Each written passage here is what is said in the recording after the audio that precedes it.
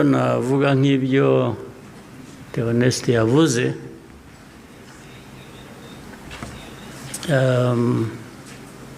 ibihe byo birahinduka, ibihe byarahindutse.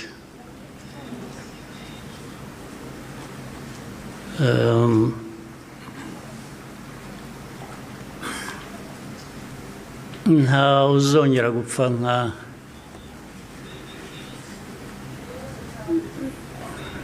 nk'uko Theoneste yabivugaga n'abapfuye, cyangwa nawe uko yapfuye.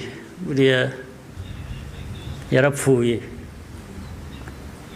kuba ariho ni nko kuzuka, ariko nta wakongera gupfa kuriya. Impamvu kandi mu zindi nyinshi,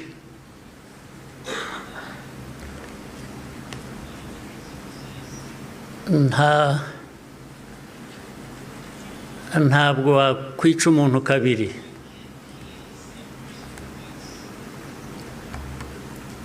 Ubigerageje nzakwica mbere y'uko umwica. Ubwo turi aha mutureba, bamwe bajya bashinyagura bavugira hanze. Igihugu cyose, igihugu cy'u Rwanda ureba, ntabwo gishobora gupfa kabiri.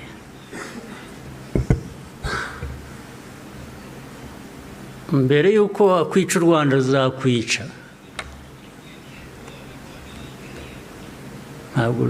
Ntabwo wakwica abantu kabiri, ntibibaho. Tureba aha ntabwo twapfa kabiri.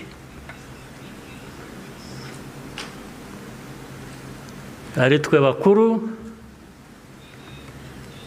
ari abana bacu, ntawe uzabica kabiri, ntibishoboka, ntabwo byakunda.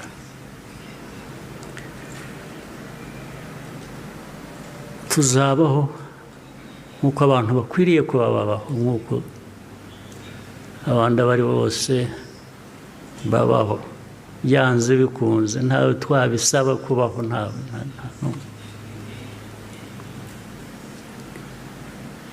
Uko mbivuze uku, hari ababyumva ukundi cyangwa hari abazabisubiramo ukundi, ariko uko mbivuze ni uko nguko aba ariko mu gutwara.